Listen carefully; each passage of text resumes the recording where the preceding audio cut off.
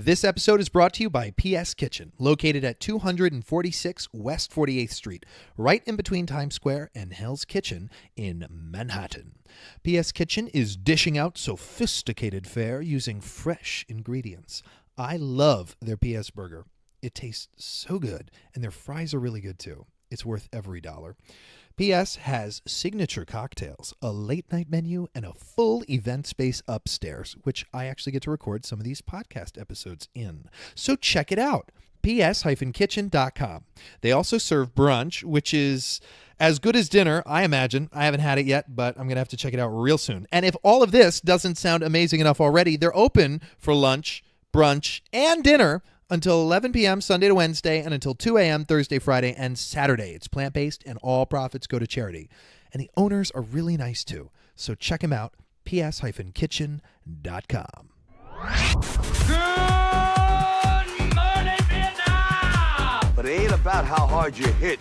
It's about how hard you can get hit and keep moving forward. To infinity and beyond! Some people without brains do an awful lot of talking, don't they? It's classified. You talking to me? I could tell you, but then I'd have to kill you. I can't lie! Expecto Patronum! Entertainment X. You never know what you're gonna get. This is a really cool episode. I get to sit down with Tim Booth, and we talk about his childhood, Chinchillas. That's all I'm going to say. You'll hear more about that soon. He really is a curious man, and his curiosity has taken him all around the world. We talk about his travels to Japan. There's some funny stories there. Getting into theater, lessons learned along the way, and he makes some really great points on building relationships and how life is really all about relationships. We call it networking, we call it connecting, and a lot of that's just not genuine. It's really about making genuine connections with other human beings. So, I hope you enjoy this episode and keep on keeping on. Ladies and gentlemen, boys and girls, we are back with another episode of Entertainment X, and today with me is Timothy Booth. Tim, thank you for doing this. Hey, Clay. We haven't seen each other in quite a while. I know. It's been a while since that rocky ship, probably. That rocky right? ship. Have you done another? Yeah, I just did one this spring. Right, for 3. Yeah, I actually, where are we? We're in February? Yes. I was asked to do another one, and I said I needed a break. I had a busy year, so I've been away a lot. Yeah. And so I said no to doing this one. Hopefully they last me again. We'll see. Yeah. It's They- great. They have, knock on wood, been doing that. So Yeah, it's Disney. We're talking about Disney, Yeah. but we did some wonderful. That was almost 2 years ago now. did we do 2? We did 2. Yeah, and they were both fantasy. They were both fantasy. Yeah. Okay. Yeah. I had to check on that one. I couldn't remember if you jumped over to the Dream No, never. at some point. Not yet. Yeah. No, but there was something that I noticed in. This is so funny because the whole conversation is going to sound like we're borderline whispering. I know, right? And it's because we're in a restaurant where other people are doing work, but the owners here at PS Kitchen were so kind to let us do It's this. amazing. So we might have to stop and move if we get too loud. We'll see what happens. Well, there's some killer jazz going on in the background I too, know. which I I hope kind we of can. love. Hope we can hear it in the microphone. But no, when I met you on the ship, something that really astonished me, and I noticed this about people at high level with work ethic and top performing in the industry, genuine, being really genuine. And I keep talking about that in these episodes. And your authentic, genuine self and the relationship building that you did with the cast and with the creatives is something that just comes so naturally for you. And I really appreciated learning from you with that. And I'm wondering, the reason I bring it up is wondering if you could talk about it and if that was something that was like cultivated or if you learned that at a later age or that's just family. Well, it's funny. learned? Before we started on air, or whatever you want to call that, On air, whatever sure, this is, yeah. Before the red light came on, Yes. You were talking about I grew up on a farm and stuff like that. I know I'm a hard worker, sometimes to a fault. I got a little bit of my mom in me. Like, I can't sit down. Even at home, my husband's like, sit down. Is it Like, we're watching a movie, sit down. I'm like, well, I just need to get up and, I don't know, fix this for a second and then come back and sit down. Yeah. You know, I'm a bit fidgety, and I know I have that in my work ethic. Like, I'm always kind of ready to work, and I kind of think everybody should. So I hope I don't get judgy sometimes with that with folks around me. I don't know. I'm tough on myself in terms of work ethic and wanting to do the job. Plus, I just think it's more fun. I'm a very collaborative person. I'm a hugely curious person. So I think that's my learning arc from a young age was observing people, and training. After that. But I started by observing people. So I would always just like sneak and listen. If I was in the community theater show and I really was enamored by this guy, Steve Tharp. He was a local actor. He was also a business owner. He owned a pub. Oh, no way. And he happened to do shows. And he was really good. Yeah. I think he still is really good. Hi, Steve Tharp, if you're here. But he even got roles at the professional college at University of Virginia. They ran a theater heritage repertory during the summers. He would also just get cast in their shows, but he did community theater and he ran a successful restaurant and pub that Dave Matthews frequented and played initially before he was Dave Matthews Band. And for those who don't know, what town was this? Oh, in? Charlottesville, Virginia. Which is where you... That's where I grew up, yeah. Where you born grew and up. raised. Yeah. That's incredible. You can learn so much from community theater. Oh, Because I did gosh. it for, 6-8 years. Yeah, Something, most of my youth.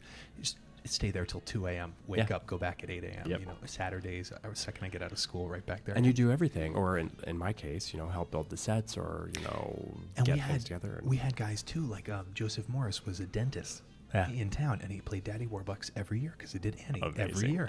But it's like it's great though, because they have their own business or whatever, and you learn so much about the craft and performing, and then you can also learn about work ethic and other things from. So we're going to be doing a lot of jumping around. Sure. Back I mean, to- that was kind of a rollback to just the observing people and work ethic and. Yeah, so that's where that came from. I think it's where it started. Yeah. And well, it probably really started from get your ass out of bed on Saturday morning and go get the wood out of literally wood out of the woods to put in the wood stove. We had chores. Yeah. Well, when you live on a farm. Yeah, They're endless. my dad worked at a bank and my mom worked at a hospital. Really? But we lived we were self-sufficient. I mean, we killed our own cows and ate them. We had lots of animals and things, and we And a garden? Oh, big garden. So an active farm. I mean, yeah, we were. I mean, I was slightly organic before that was cool, I guess. Yeah, before it was trendy. Timothy Booth made it trendy. Yeah. So your parents, do you come from a farming background, or that was just like it was family? what would you call it? A gentleman's farm, I guess. So my parents both had careers. My dad was a facilities manager of these banks, so he was in charge of the actual physical plants of like 15 or 18 banks all over Virginia. So I also, like, my side job was, hey Tim, instead of paying so and so car wash, $100 a car, will you get to wash and detail and wax the entire fleet of executives' cars for me that are owned by the bank that my dad's in charge of. Oh, no way. So during my summers, I would get great money. He would, I would charge less than he would take it to a big place, but I was making really great money. And little did they know, sorry Dad, I'm spilling the beans on you, the bank executives' cars were being driven to our farm and pulled up onto the grass, and I had I would go buy all of the equipment and the stuff, and these cars were sweet when I got finished with them. But I made good money, and if I was too busy, had too much going on, I have my neighbor friends, Rich and Eric, come help me, and I would pay them. What a great setup. Yeah, but then that also led to whenever it would snow, you didn't really have much choice. You had to go shovel the banks. My dad hired the big guys to plow the lots, but then I would do me and Rich and Eric and other neighbor friends would all get paid, and we would go shovel the sidewalks, and you had to open the bank for the customers with snow So or that no was snow. like 5 a.m., 6 a.m. Oh, yeah. And sometimes 3 times a day if it just kept snowing, because it snowed a lot more when I was a kid. What was your balance between working? Yeah, right. I don't know how I walked uphill both ways to work. Thank you. to I was waiting school. for you to complete it now. Yeah. Mm-hmm. How is the combination between working on the farm and school? Like, so for instance, specifically, would you wake up, do work before school, go to school, come home, do more work? Yeah, somewhat. The main thing, it was more after school. Okay. But some of it, we had to go get the eggs from the chickens. Yeah. And I The guess eggs. The eggs. It sounded like the axe for the chicken. Yeah. Well, we That's did just that what I too. heard, on but- occasion. No, the eggs. The eggs. My dad would call it. We would call it picking the eggs. You have to go out and pick the eggs. Okay. But then, spring would happen, and you're still in school, and the garden is gardening, is happening, and you come home, and my dad was like, nothing was small. Our garden was probably almost an acre large. Okay, maybe a little bit less. It was huge. goodness. So, the year he decided to grow okra, there were 3 rows. Nobody needs 3 rows of okra in a 3/4 of an acre garden. That's a lot of okra. Or when beans happen, it's a lot of beans. So we had more beans and things than any one family of 4 needed. Would you sell? But we had to pick them. You'd pick them, or did you keep No, we didn't really sell them. We would give them away, barter, trade them with other neighbors who had other things. We just gave them away. That's cool. Really family, big sacks of, That's string insane. beans and stuff like that would go. But just that was me growing up. Walk down the hill from the school bus, and then Up the hill, because it was uphill both ways. It actually was uphill to the school bus, and I had to take a flashlight because the bus came early in the morning during daylight savings time or whatever that was. Yeah. I think we still have that. Yeah. But it was probably when it started. Oh or my something God. like Yeah, that, you're right. When Yeah, I was probably. when I was like 5 or 6 or 7 or 8 or whatever that was. Oh, that's funny. That's so funny. What grade was The Sound of Music? Was that your first? Or no, I'm saying it completely wrong. Music Man? I don't know why I said The Sound of Music. It's on my mind. The Music Man. Oh yeah. I was in high school, right? So I was even doing that as a side. No, I think it was middle school. It was right before high school. Yeah. Somehow, I don't even know how that happened. I think my mom saw the audition for the Albemarle County Players. I think that's who I did it with. Yeah. Because there were 2. There was the Barbersville Players and I think the Albemarle County Players. I can't remember the names of them. There's like 2, what do you call them? Local theaters, community theaters. Yeah, and I did that. But that's how I got involved with those people. But like I said about Steve Tharp, he was involved with the University of Virginia.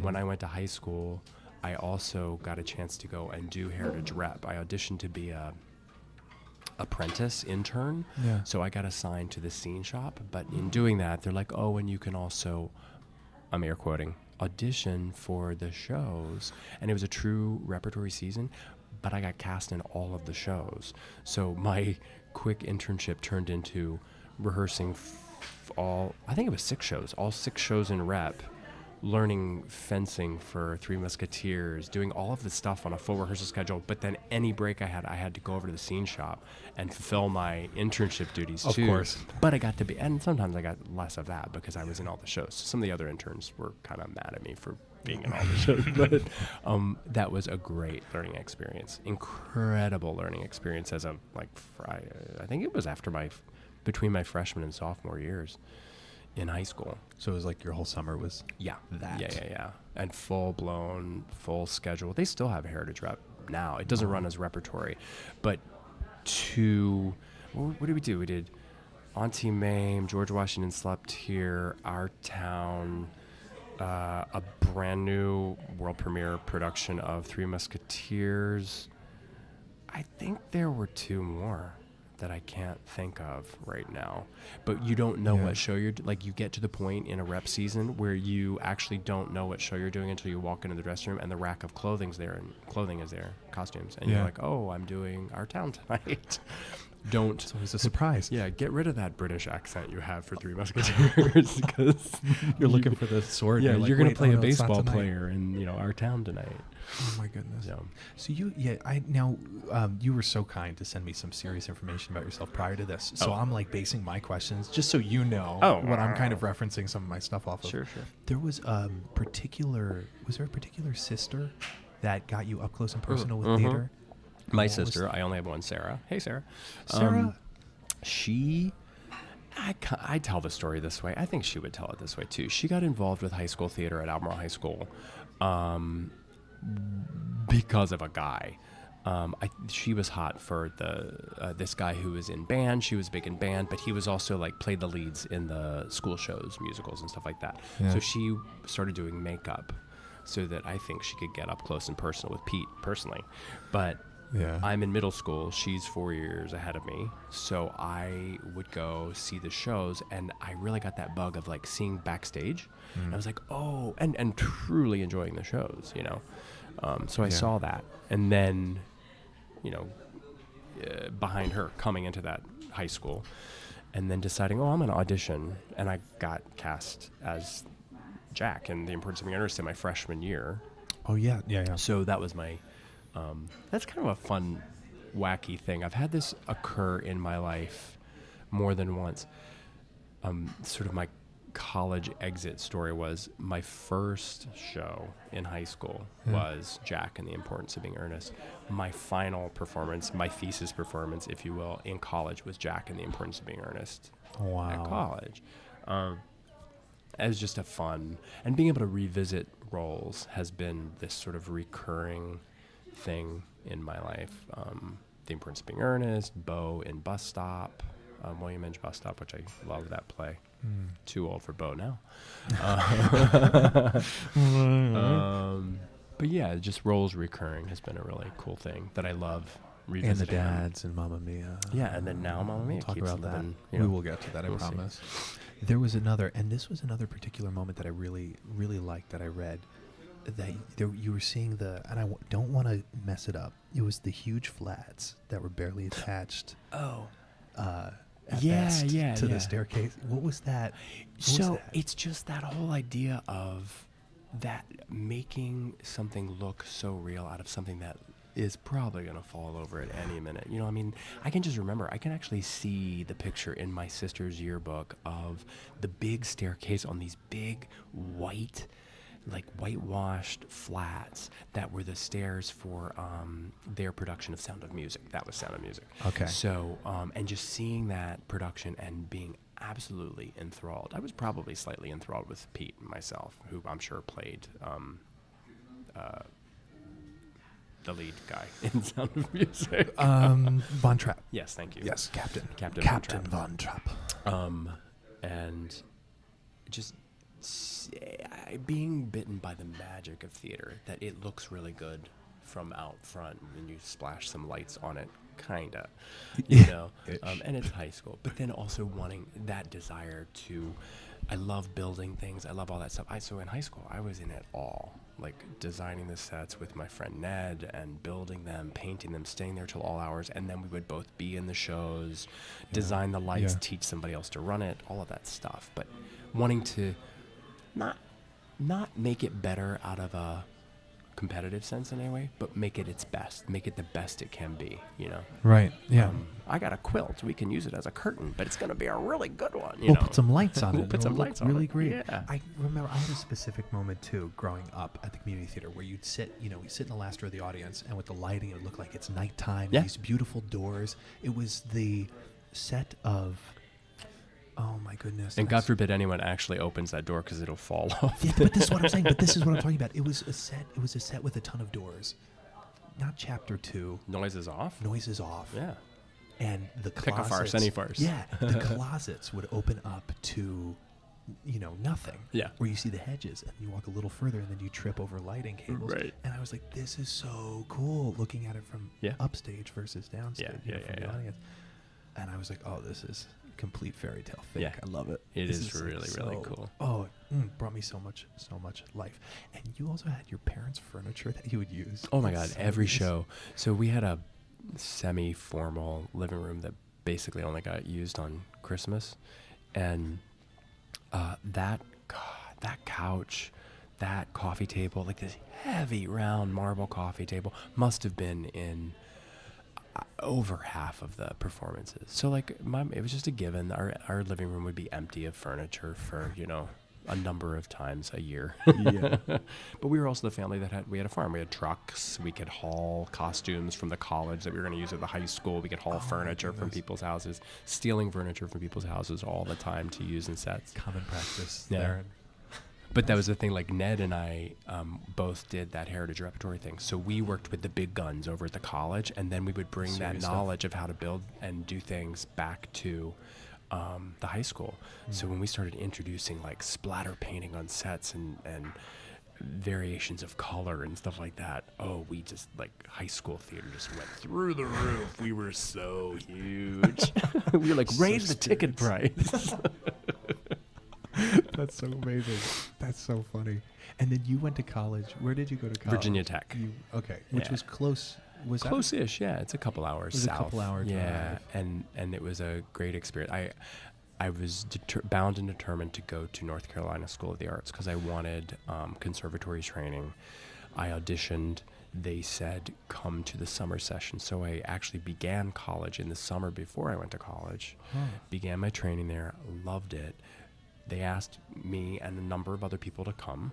I'm sure there's money making in it as well. But you started your training, and I loved that. And then in that summer, a few people were asked to audition. They had saved like a couple spots. I was not one of the two. Actually, funny, one of the two that got accepted was Cheryl Lee, Laura Palmer from Twin Peaks. Oh, yeah. Yeah, Okay. just to throw a name out there. That's funny. But we stayed friends for a while. I haven't talked to her in years, but she's had a cool just arc of a career herself. yeah. But anyway, I wasn't accepted, but Yuri Belov, the Russian acting teacher who is no longer with us, I believe he died a couple years ago. It was great. I was getting full-blown Stanislavski training from a Russian, just a really great experience. But he sat me down and he said, Timothy, you must, you're accepted next year. I'm going to stop the Russian accent. Okay. I was accepted for the next admission year and told to go stay completely out of any theater. He wanted me to go home. He wanted me to like wait tables, not do any. It was true like Russian. I'm going to mold you and all of the other students here. So I don't want you to mess with anything. I want you to come back clean slate. And that pissed me off. Yeah. Because I just wanted to act and I wanted to learn. So I went back to the colleges that I had applied to, and one of them that I had been accepted to, and I think I was actually on hold for a scholarship there too, which I didn't get, but I went to class. I had a friend who was in the theater department, went to a class, and was just mind blown. I was like, I just studied at North Carolina School of the Arts for an entire summer. Then I got to go to a class and see what was going on at university level, and there was a correlation between the two. One was not better than the other. I went to Tech, and it was a small department. I got great training. It felt like a conservatory. You just had to work your buns off harder because it's a liberal arts school. So you also had to go take your language and your math. Social studies. Yeah. All three of them. Sciences. And Yeah. What did you actually not get enough credits of in high school? You got to pick that stuff up in school before you can start picking cool stuff. Yeah. So the freshman and sophomore year were heavy, but also heavy with theater. Yeah. Heavy. But that's that's if like when I have kids or in the future with colleges and how big they've become and how many kids go to, each college, the big departments. I want to go to the big school. Yeah, But you went to Virginia Tech when it was a small department, and I went to a small department. And even if you're going for like math or like, I don't know, business, I would even say go to a small department because you'll just learn. Yeah. You get that one-on-one with another, person who's been in it, who's doing it, as opposed to like one of 100 kids. But at least I'm at, the big school. Well, So I and kinda this like that. I believe they still do it somewhat at Virginia Tech. Now the department is quite large and really, really impressive. We're actually, there's 4 years around when I was there of grades of us have been getting together once, maybe even twice a year now for reunion. We're planning another one for May. Oh, that's great. But we had a real big official one two years ago, and we all went down there. We were, the department showed us around. I mean, there's like 14 or 16 theaters on campus now, performance spaces. When I was there were like 3, and then if you wanted to use the weird amphitheater over in that field, you could kind of do it if you didn't tell anyone. If you wanted to do a performance art piece. Anyway, it's a really impressive program now, and it's its own college, media, film, theater. The exact same thing happened at my college the year after I left. They added like four new performance spaces. They have new, rehearsal the rooms because we used to rehearse in closets. Yeah, we have it's a people whole who were new there building in the now. 80s would rehearse it. Like it was the same rooms for 20, 30 years. Yeah, and now they have these like literally floor to ceiling. They look like new 42 studios, exactly. except over in Western New York. Right. Fancy. Fancy. Like, this all is these so kids are getting great. fancy stuff And these days. Yeah, then what is this? What is my day? Right. But they doubled it. Yeah, they doubled the size in like 2 years. Yeah. And you have to send like video submissions before you ever actually show up. Yeah. Like it's just crazy how things are exploding particularly with theater. I think, it's like what we were talking about earlier about you speaking Greek to me about hashtags and online presence and stuff like things All that I'm that like, stuff. I don't really have that, or I don't really know that. I think that schools are teaching that. Teaching, too. You have to know that stuff. More about the business of theater. I know that Virginia Tech is much more into teaching the business of theater. Most of us in my years, the one thing that we have told them over the years that we did not know, I, bright-eyed, bushy-tailed, and naive, walked into New York, which I think was a good thing because I didn't say no and didn't not try something. Is that like a triple negative? I don't know. It makes sense. But, yeah. but I didn't have a true business sense. I just kind of made it up as I went along. And that's sometimes better because I had hippie training, which was fun. It was kind of a hippy-dippy kind of. It was cool. We worked with the sociology department. We had a great soc teacher that would come in and work as dramaturg with us on. We would study the plays that we were in from a sociological aspect. You would look at characters. You would look at time period. And this was just something new that I think Greg Justice sort of pulled that in. He was one of my acting teachers. Pulled that into play. Yeah. And that went through my entire 4 years at college of having Jack Dudley. I think Jack Dudley's now passed away too. He was an amazing soc teacher. Yeah. And he came in and we would look at plays from yet another aspect with a true sociology professor. Yeah. We also worked with people from the architecture department. It just so happened that some of the architects were good actors and they would continue to perform with us in our shows. But they also would end up taking scenic design with the graduate scenic designers and design sets and stuff like that. It was a really integrated. We worked with people from the English department. It was kind of groovy and hippie and making it up as you go along for a department even then. And no one ever said no. We came up with ideas all the time and self-produced and that's amazing. All that stuff. You learn so much. I think it's more strict now. You've got credits to fulfill. We could make up our own credits. That's great. It was like graduate training, I guess, when you lay out a thesis and you say, I want to do this. Yeah, it may only take a week or two. Yeah. I don't really remember having to write the paper for it, but you do performance or something. Have a talk back, have a, postmortem. Postmortem. Yeah, no, that's so true. That's so true. And you learn so much more by meeting people from other departments and other ways of thinking with like architecture or like English. It's not just all about the theater world. It's not all just in that little. Yeah. So when you got to the city, you said you came here with a boombox? I literally, my mom was kind of crying and kind of not because I was like, I'm moving. It's happening. I'm moving to New York. Did they have like doubts kind of like when you're in college?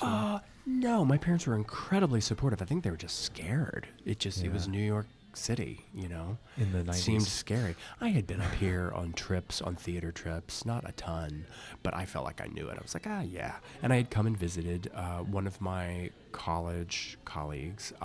She was a lighting designer at the time, and her room was free, so I subletted her room. Yeah. I paid, I think I had it definitely for 4 months, and right over here on 53rd Street in Hell's Kitchen.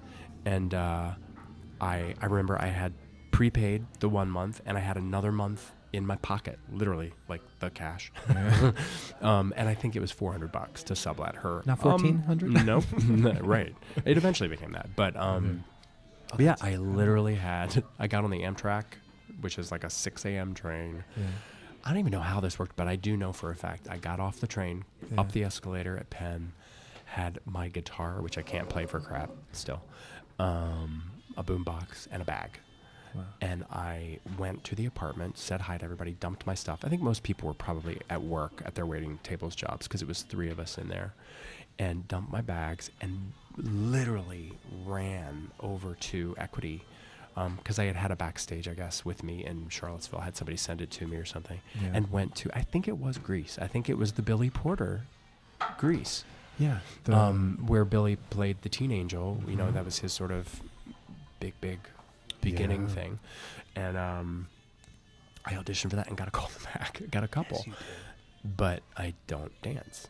And I did some, but not enough to be that. Because when you're, I think I was actually 24, 25 already, by the time I got here. But I was still young, looked young, and nobody's going to see me for anything else. So I had to be a dancing dancer. chorus person, So true. and maybe understudy something.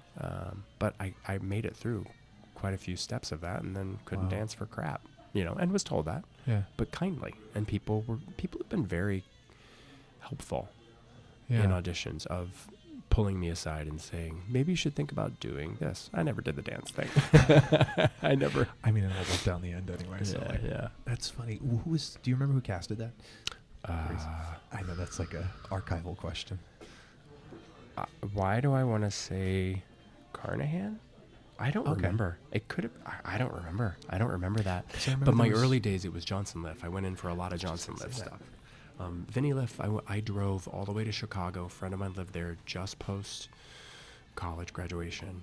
Drove to Chicago for an audition for Miss Saigon. Vinny pulled me aside. It was like one of those auditions where I did the dance call, I sang, and it almost felt like a day with calls and callbacks in the same day, but it's more of just like them wanting to see different elements of you. There was a bunch of us. It was a cattle call. Yeah. But I know that I stayed there for the day. Vinny pulled me aside and he said, "Are you moving to New York?" And I said, "I am soon." And he personally said to me, "You're going to contact our office when you get there. I need you to go take some dance classes." Sorry, Vinny, I didn't do it. But I ended up working for them. I was a reader for them. And ultimately the connection with Vinny and Jeff at Johnson Liff, Tara Rubin was there. Then when she branched off, and then ultimately Tara Rubin casting is how I got Mamma Mia. Such a small world. I mean, this is. But they've been good to small me world. for years, and they're friends. I mean, these are colleagues and friends. These are great people. And Ron was there too. Ron. Yeah. LaRosa. Ron was at Johnson Liff, and he has a great story about how he moved. You should interview Ron LaRosa. Yeah. He'll do it on the Is phone. he He up lives here? in Florida now. No. Oh, okay, he's down there. He's not really doing it anymore. I knew he was down in Florida, and I knew he retired, but I didn't know if he Yeah.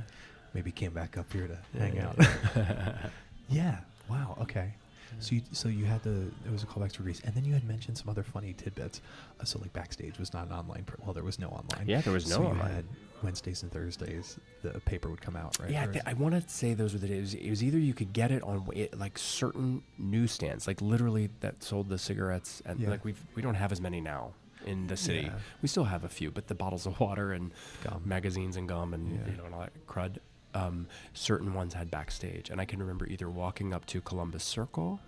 There were a couple that got it the night before its press day or release day, whatever. I think Thursday is the day it officially came out. But if you went to some stands, you could get on Wednesday night and start your homework really fast. Because what would happen is, if you got it on Thursday, you would realize there had been an audition like that morning, and you're like, crap.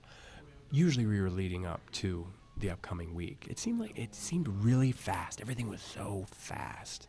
And now, even with the internet and the online, the interweb. the intertube and web, it is very fast. But I don't know. It just seemed like I was cutting and pasting and planning out my week and cutting out the articles and pasting them in my day planner on the day and the time and setting up my week. And to me, I set it up like appointments. They were all open calls. They were all equity calls. I don't even know if the term EPA existed then. They had appointments or whatever. Yeah. But and then I was side hustling myself, trying to get an agent, and then also submitting myself. So I would submit myself for appointments, but I also had a day planner full of just get your butt in tons. line and see how many you can get done. Was there a lot of people at them? Yeah. Like the same as today? Yeah. It's always been Oh, yeah. 200 people at Yeah. And we sat in the snow. Yeah. even in the summer. Oh. A long line. It outside. snowed It in the snowed in the summer, summer when and we you were were in away. it. Yeah, absolutely. It was worse than walking to school. And it was uphill. Uphill on Broadway both ways. Both ways. Yeah, that's before they flattened out Broadway, right? Yeah, With the one totally. train, the Yep. 1, 2, and 3. Yeah. So you brought up the I tied up my horse, you used to have walked up tethering the posts hill. next to the Oh yeah, stands. we had tethering posts. Absolutely. It was the original Uber. Yeah. God, we could just go on forever with jokes. So the representation with agents and what have you. I honestly, met an agent. An agent came to our school, Joan Scott. She was with Writers and Artist Agency, which still does exist. I did have a meeting set up with her and her associate at the time, Philip, and I can't remember his last name, but he's like now a huge agent, I think at like CIA or William Morris or something huge, whatever. But I had a meeting, and she was like, yeah, you're young, blah, blah, blah.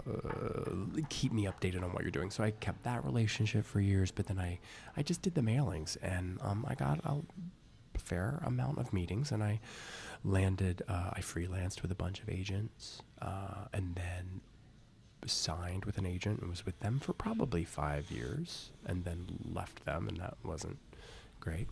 Okay. And then was really kind of doing what I'm doing now, which is finding my own work. But then you're trying to cast a really large net. At least I was.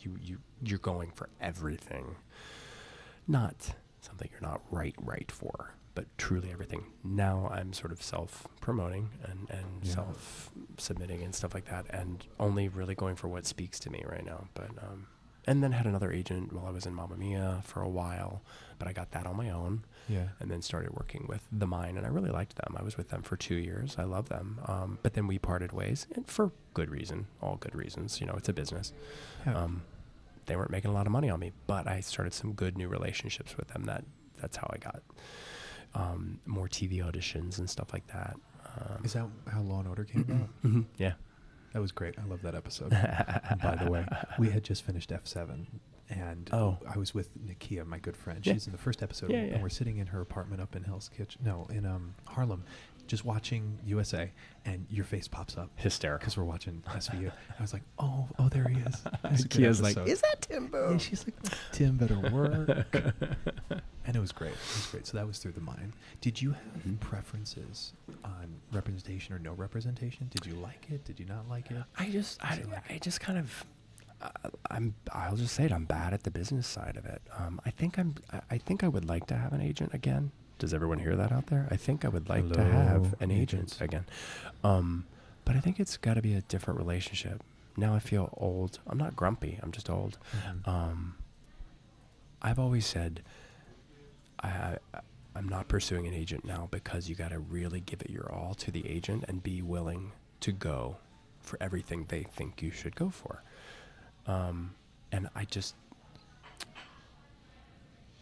don't like being out of town. I think that's you got to find a perfect fit. I think some people have that where they can actually have that relationship with their agent and say like, I don't want you to submit me for this and that. I don't know. Don't want to keep living in town. Yeah, I'm really loyal. That's to a fault. Are you bad at saying no? Yeah. Do you have that? Or have you gotten better at that? I've gotten somewhat better. No, I'm bad at saying no. I ask because I'm generally bad at saying no. you are. Okay. Yeah, I'm bad at saying no. Is that something you want to get better at? Or and I mean like dinner invitations, and I ask this question because we're bad by nature, performers in the entertainment industry. You say yes to everything. You want to say yes to everything by nature. And then on top of that, people pleasing. It's like what a lot of people, everyone wants to be a people pleaser, I imagine. And that's why I asked. So it's also that mentality of I don't want to miss out. Like, me and my husband, I'm bad at saying no. He's much better at it. But then I'm also the one that will convince him to, let's do it anyway. So on the social side, we'll do everything. And friends like Ron LaRosa will be like, you are crazy MF. He's like, what are you doing? You're doing too much stuff. But we like to entertain. We like to be part of that with our groups of friends, whether it's here or out in Pennsylvania, New Jersey. If we go out there, it's usually based on like good food and fun and games and things like that. So we're constantly, wanting to explore a new board game or a new crazy game, but that's also going to involve a great dinner that we're all going to put together, and then everything's like an event. And funny, my husband is an event planner. I mean, that's what he does. And I grew up working in that industry as well, and made money here as side jobs doing event work. And we just really enjoy it. Yeah. So it is hard to say no. We do a lot. We're very social in that way. Yeah. No, that's that. Yeah, I have the same, generally the same kind of issue, I guess, with that. Although it's good to say yes to a lot. I guess it's finding the balance. There's a balance. It's that what we talked about before this. If it's not a hell yes, it's a no. Exactly. For me. If it doesn't seem like it's going to be interesting at the outset, it's like, why choose it? Because then you're there and you're like, wait, why am I here? And then you have to work harder to then, or to leave. Or you feel that responsibility of making it a fun event. Yeah. And then you're like, I just worked for friends. To entertain. Exactly. Oh my goodness. I know exactly what you're talking about. Yeah. I want to discuss, Disney on Classic. Oh, You yeah, were a yeah, part yeah. of that. Yeah. In 2009. And I loved it. Working in Japan, oh my God. It was amazing. I love that show. And I love the creation of it, the order, the music, the arrangements. I'm not a trained musician. When I was in college, I took voice class from the dude that taught opera in the music department, just because I knew I wanted to be able to do musicals, but we didn't really do musicals. That wasn't my training. Okay. We did a couple, but that was just because they knew some of us could sing, so they put a couple in the season. So that being said, the experience, I mean, yes, I can sing, I can read music, all of that stuff, but to go and step into a situation where you have 75 world-class musicians. I mean, we were singing with mainly the Tokyo Philharmonic. Most of the Phil members would take their time off, and they would join the Disney on Classic Orchestra. So it was made up majority of the Tokyo Phil.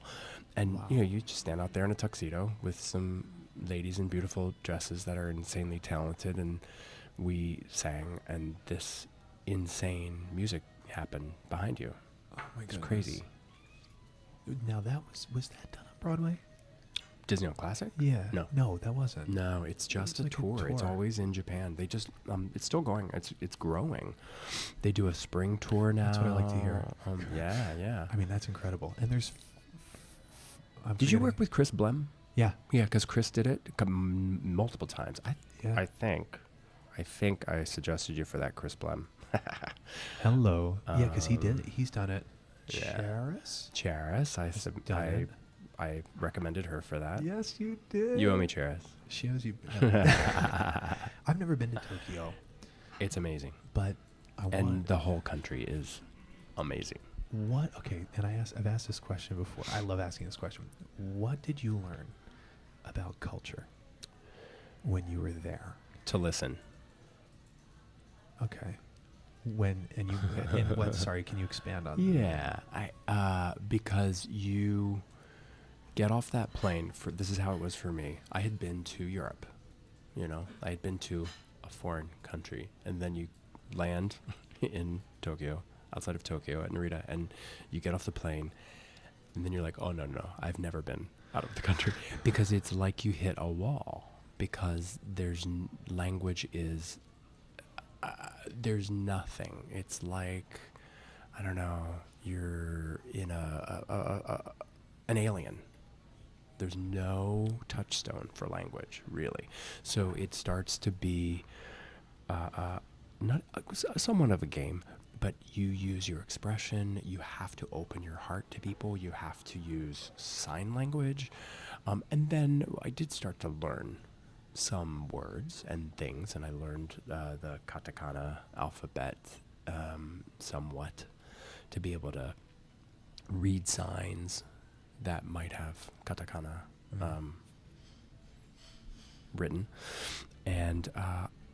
you have to listen because the Japanese, I mean, this is such a broad generalization, sorry Japan, but are quite reserved. So listening even harder became very important because you sometimes are looking at somebody that's just listening and wanting something to come from you, and you get to this standoff until finally you like cross over this line. And I would find myself at a little restaurant or pub like talking to the bartender or the server, and then I realized we've been talking for 20 minutes and I'm like, I don't speak Japanese and you don't speak English, but we know exactly what's going on. And we would have, That's incredible. But then words would come out. I was told, another broad generalization, but I was told that Japanese children are taught English very young. And what tends to happen is that they don't practice it. So then they get to our age, our age, I'm older than you, but they get Our age. yeah.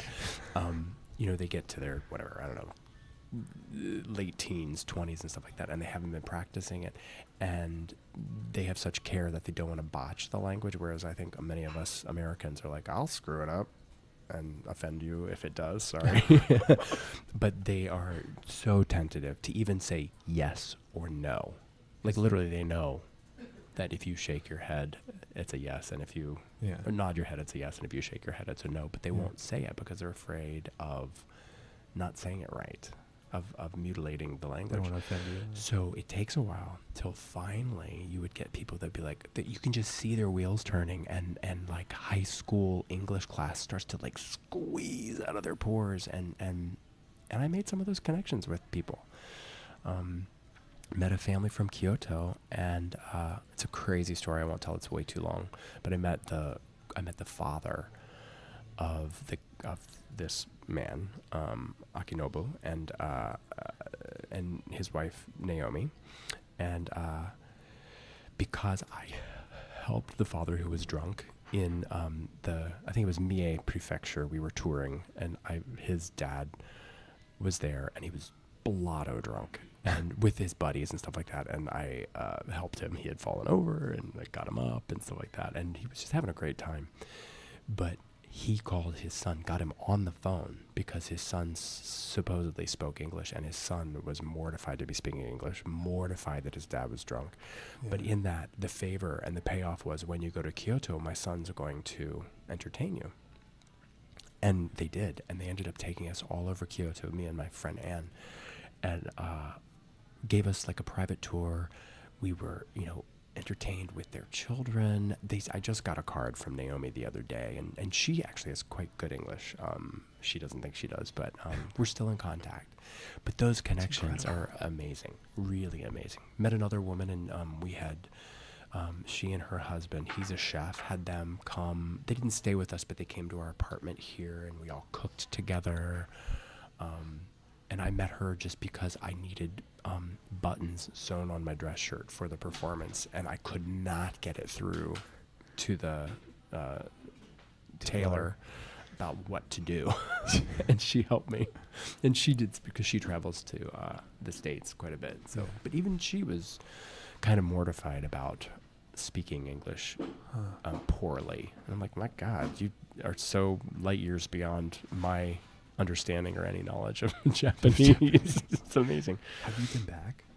No, and I'm dying to. I'm not even necessarily for work. I did have one more. I think they did give me an opportunity to maybe go back with DOC, and I did not. Did you, with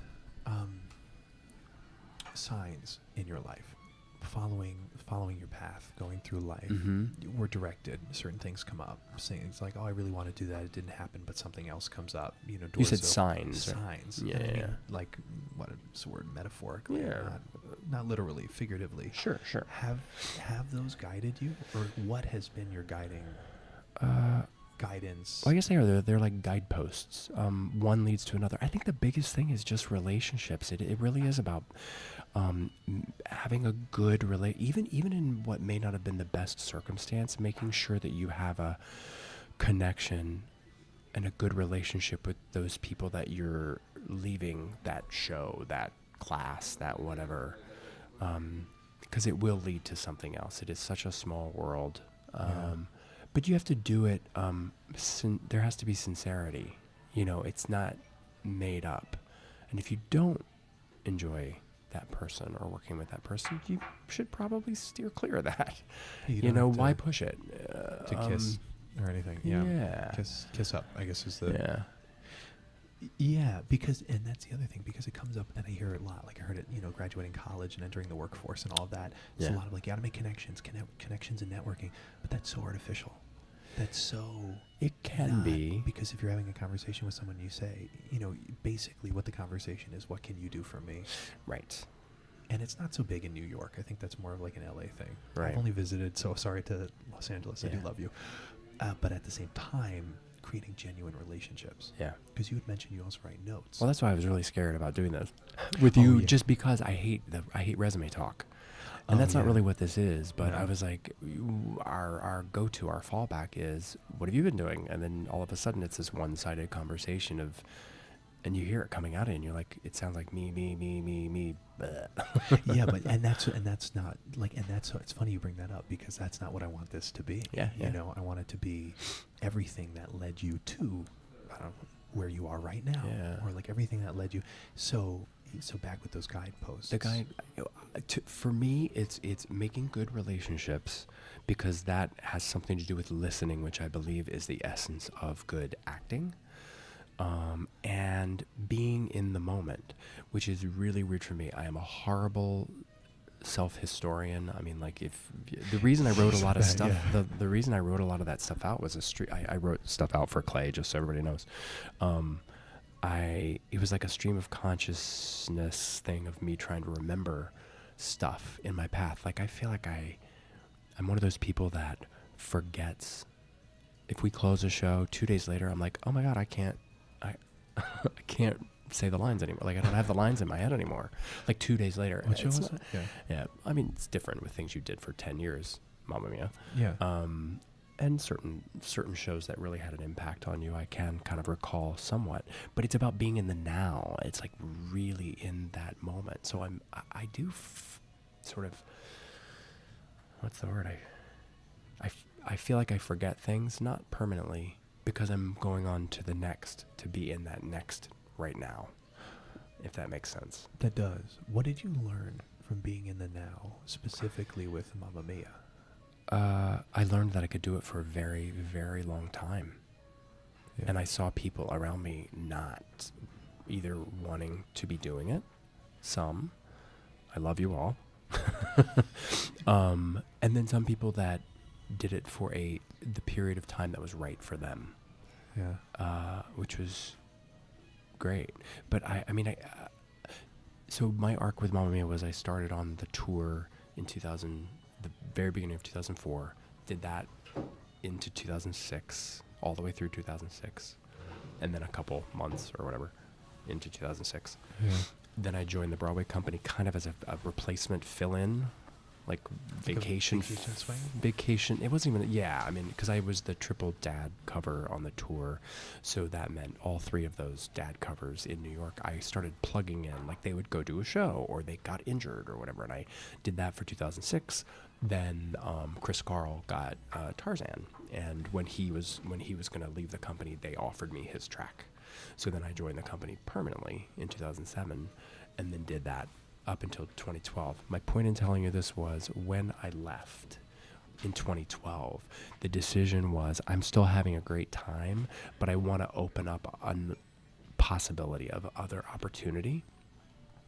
It was harder for me to go to work every day, mainly because of what it took to get there. My body hurt. I was tired. Yeah. My body hurt. I had injuries. I was just tired. It's 6 days a week, commuting, and 8 shows a week. And you did that you weren't living here in Midtown? At the beginning, I was living up at 105th Street, and then in 2006, we bought our place in Yonkers. So I started doing it from there. It's not that far, but it's a different commute. Yeah. I mean, I have friends that live in, would take the train to almost to Poughkeepsie. So they're even another half hour beyond on the same train line. That's impressive. But I used to say, I still love still to this day, it's a family that I'll never leave. This Mamma Mia family. That's my audition yesterday was part of the Mamma Mia family. And I left because I wanted to make another opportunity available to me. But I still loved it. The minute I set foot on the stage and did the performance, I was still in the moment. I was still, fooling around for all the right reasons with my colleagues on stage, bringing joy and all of that stuff, and I loved it. Yeah. Everything before putting my foot across the curtain line was getting harder because I was tired. Nothing with personal relationships with anybody there, because I did love everybody and I still do. It was just hard. We do I think I anything was just for tired. a long time. Yeah, it's just repetitive stress on your brain and on your body.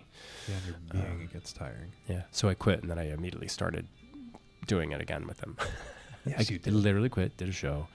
By the time I was finishing that show, the company manager called and said, or it was the stage manager, I can't remember if Andy called, but anyway, they were like, "What are you doing?" And I was like, "Well, we just closed." And like, "Do you want to come fill in again?"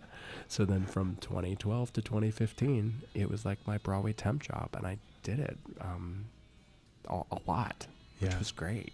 I had sort of the freedom to say no, which I never did. I mean, I would say no if like I had a trip to Europe planned. I'd be like, I'm not here this time, and they go, "Oh, well, let's work around that," and because it was, once again, it was injuries or vacations or something like that. Yeah, was the reason I was filling in, or somebody going off to do a concert or whatever. But it was great. Was there any standout moments from the time filling in on Broadway? Pieces of advice that were given to you from people that come visit backstage, or just kind of memorable? It's so funny. It's I loved being in the Broadway community, and when I say it's more than just being in the show, you're like spending all of your time creating benefits for Broadway Cares, Equity Fights AIDS, for the Broadway Alliance, for a greener Times Square, whatever it is. You just make things happen with all of these other actors in all of these other plays. You play softball, it was great. Can I curse? Sure. Okay. I think, I mean, it's the reason I'm saying that is there is this mentality. I just like, I think I've heard it from everybody, from Carolee, from John Dossett, and whoever it is. It's just like they would just say, "Don't fuck it up," which is the same way of saying, "Do your job." Yeah. And I think that is the greatest advice. It's just don't fuck it up, and that's such a broad thing, but yeah, do your job. Because if you've done your work, it's going to be good, hopefully. So that is just do your job. Being present. Yeah, being present, being there. I don't know. I am so, fortunate. I was trying not to say blessed. You could see that, right? Blessed, yeah, I heard. Yeah. I saw it. Although I do See the believe in eyes. that, the being blessed.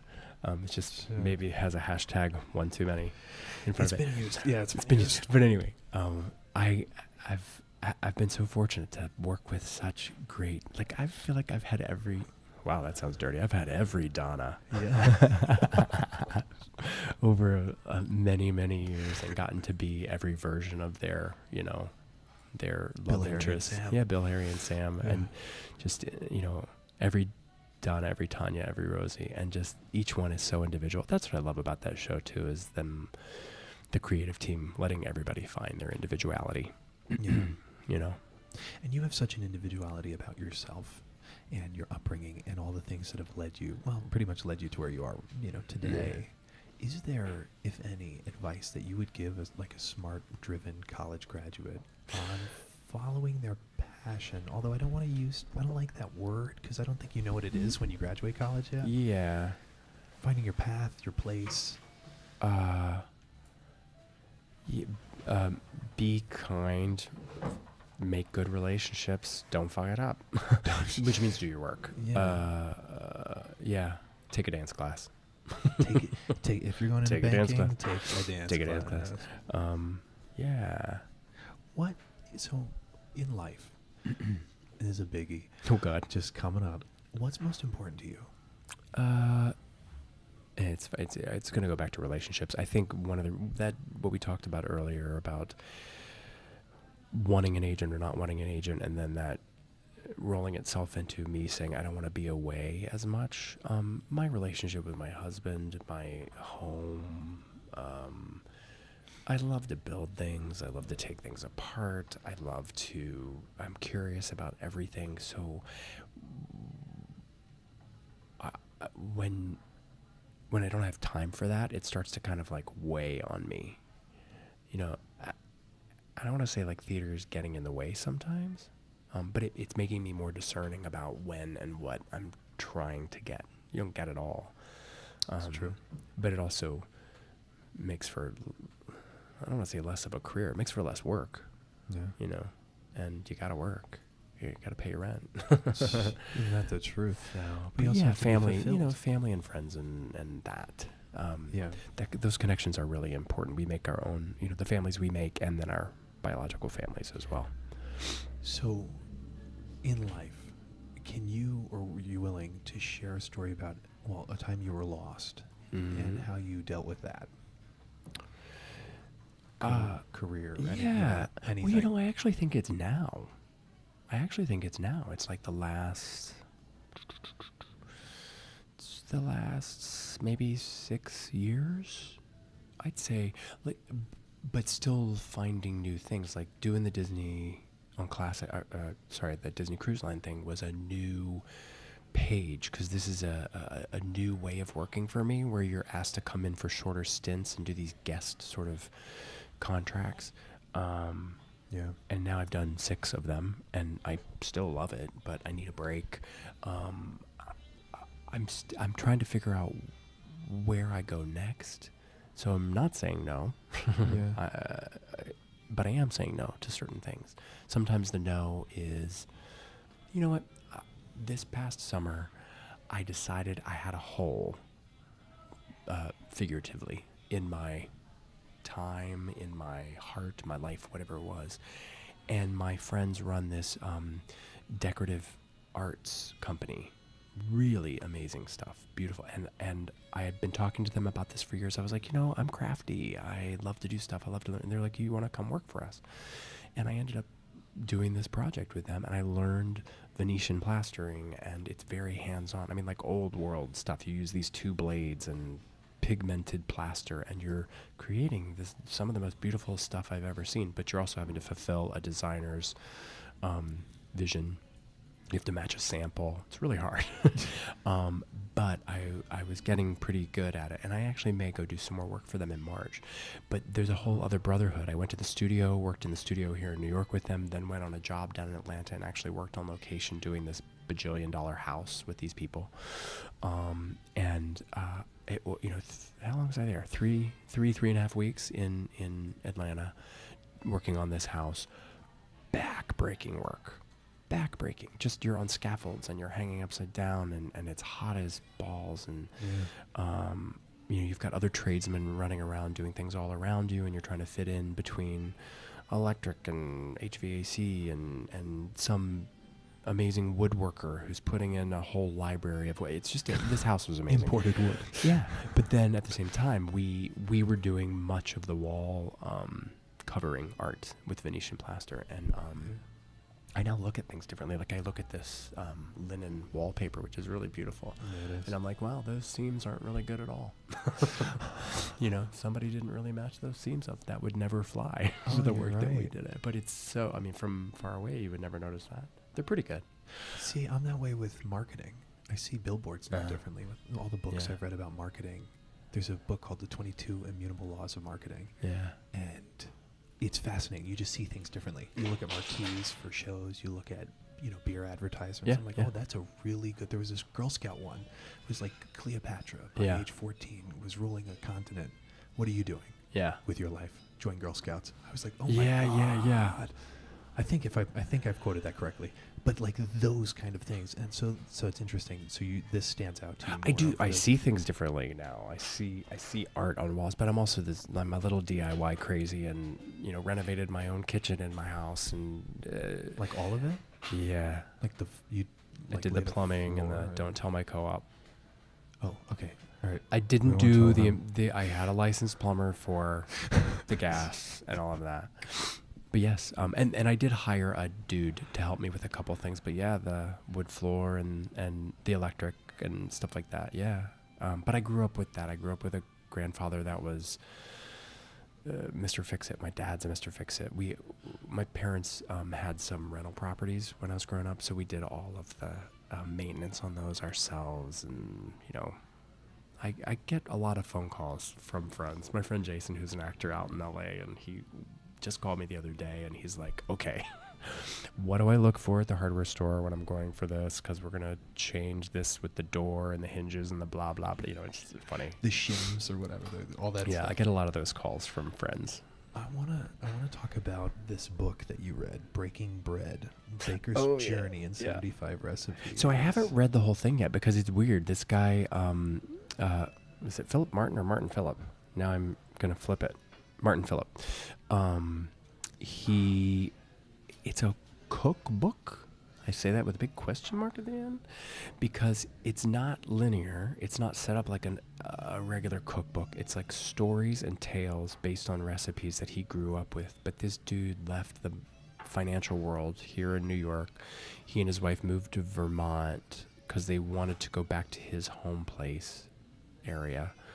And he dropped it all and became a journeyman bread person, I think at King Arthur Flour first, and now he's the head baker for King Arthur Flour. And this is like, you gotta YouTube some of this stuff. There's video and stuff. It is so specific. These guys take it seriously. It's amazing. And you started. I've started doing it. So I started reading it just because I wanted to make bread. So I captured my own yeast from the kombucha I've been making. I've been making my own kombucha and stuff like that. I'm a little bit of a hippie. No it's fun. Yeah. way. So anyway, I made my own sourdough starter, and then all of a sudden I had sourdough starter like growing everywhere in my house and in the refrigerator. So I was like, well, now I gotta try to make good bread because I had tried to make bread last year with this kombucha stuff, and it wasn't good. So Michael, my husband, got me this book because I had been talking about it. This guy is a Renaissance man. Like, he loves to do a lot of things, and I like to do a lot of things. So that I'm making that connection with him. But it's like some breads, it's like a 3 or 4 day process. Wow. There's a lot of patience involved. He also talks a lot about needing to really put your hands in it. You're not going to know till you feel it. There's science involved too, so that's a little nerdy fun. Yeah, it's just. But the first loaf of bread, I made a boule. I think I sent you a picture. Yeah, they're beautiful. And they tasted really good. Then I had some fails, and he talks about the failures. There's just something so ancient about it that, like, I think it was like the Egyptians, I'm sure the Etruscans, like everybody carried around a little bit of a starter, and all you needed was flour, water, and salt. It's 3 things. That's it. Flour, water, and salt, and you can feed people, But then all of a sudden you're doing it with skill, artistry, beauty, infusing different flavors. Martin Phillip, like, he's won, I don't know, baking championships now and stuff like that. I don't know, it's really just cool. He just seems pretty laid back. I'm baking bread. I'm baking bread. My life baking bread. But each recipe comes with different stories, so I'm still reading each story, and sometimes they're pretty philosophical, and sometimes they're just like, my grandmother made biscuits this way, and then he'll say, hey, he's a bit of a poet as well. He pontificates. It's good. It's a word. That's a great word. Do you have a favorite bread that you've made? Do you have a favorite? Yeah, probably it's a sourdough miche, which is just a basic. You use a sourdough to start, but it takes, if your starter is room ready, if it's been out and it's alive and kicking, but if it's been in the fridge, you got to give it like 3 days to sort of wake it back up. So if the starter's ready to go, it takes about 2 days.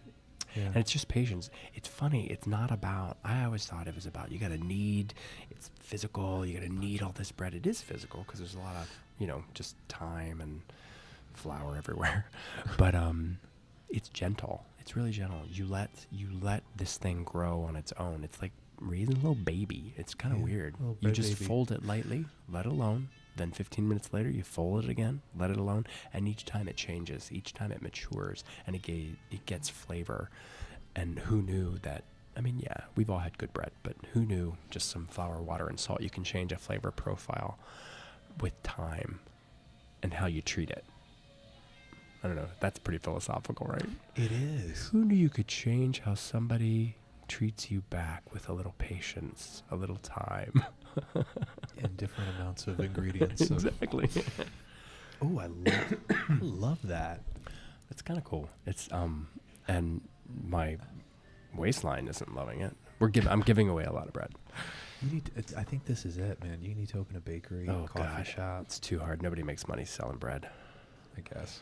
I do like the idea. The if I idea could get is my nice. schedule to get up at like 3:30 in the morning and then have your day done by like noon, I'm like, that kind of appeals to me. But then the saying no, like I feel like I'd be missing out on something. It's like when Michael and I went on a trip to Spain and we forgot to do the siesta. We were exhausted when we came back. We were just like, we did everything you could possibly do. And people were like, that's because you didn't take a 3-hour nap. You stayed up till 3 in the morning and you got up at 8 and you went, you were a tourist, you were partying, you were doing everything else. But you got to take that midday. Yeah, I didn't want to miss anything. Yeah. I was exhausted. Nearly killed me. Yeah, they take,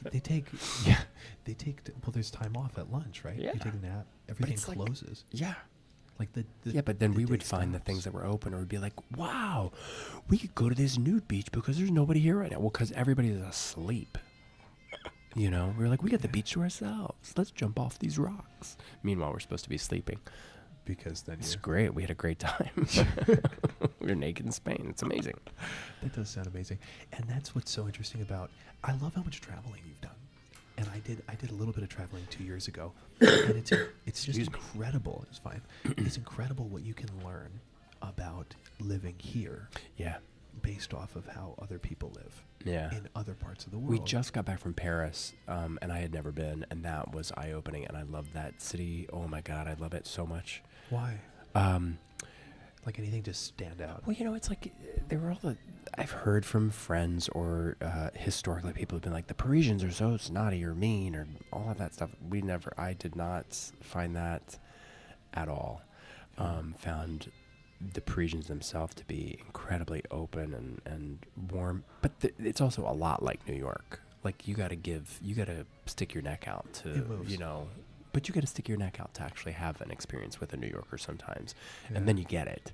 Yeah. But if you are chicken or you don't attempt an interaction, you're not going to get it. Somebody's going to be like, "Get out of my way." Yeah. You know, you're in my way. But sometimes a New Yorker that's like, "You're in my way," you could be like, "Hey, but I want to ask you something," and then they'll be like, "Oh, okay." Yeah. You're not in my way anymore. Yeah. Because you know, 'Cause I'll help you what do you out. want? Yeah. It's not as abrupt as New York can be, but there's a similarity there, and it was really cool too. I had never been to Paris, and I grew up in Virginia, so I'd been to D.C. numerous times. We got back from Paris beginning of November. Yeah, it was right. It was my birthday. I was end of October. Got back in November, and we just took a trip to D.C. And I just saw D.C. in a whole new light. I was like, oh, I get it. I get D.C. is based architecturally on Paris. I get it now. Like DC made sense to me now. Yeah. And we rode bike share around DC just like we rode bike share around Paris and had a really good time. And I just saw it in a different light. That's so fascinating because, yeah, you just see things differently. Yeah. And you see how much here is actually really influenced from everywhere else in the world. Yeah. That we've literally just taken all the ideas from the rest of the world. Absolutely. And have executed some well and have executed some terribly. Yeah. And it's just so interesting, too, because when you travel, and I say this all the time when I talk about travel, is that everyone else in the world knows more about us than we know about them. Yeah. That's a very general statement on America as a whole, but it opened my eyes to so much ways of being, the way to treat another person, Yeah. how we're really all the same, and different skin colors just based on latitude, longitude, what climates you've grown up in, where you're from. It's all Yeah. skin and bone. Yeah. We're all just humans. Exactly. So I have some questions that we're going to hit here before we Oh, wrap up. all right. Like, yikes. So we'll just hop right through these. Is there a most gifted book? Have you gifted a particular book?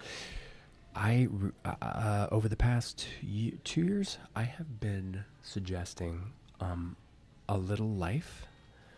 Hanya Yanagihara, I think that's her name, the author. Definitely the last name, Yanagihara. It's a hard book. It is relentless. It is beautiful.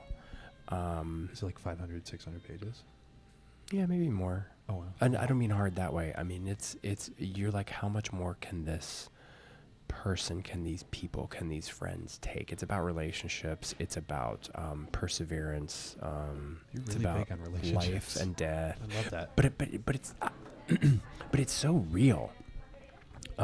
It's the coming of age of a group of men, and this one character, Jude, he has a secret, and it unravels like an onion, and every time, like, it'll get a little happy. And then I remember reading this, I was finishing it on the ship. I would go down to deck 4, and I would be alone on deck 4, and I would flip to the next chapter after it had just sort of made me feel good. I was like, oh, something nice is happening. Then you flip the page, and I'd be like, no, how can anything more wrong happen to this person?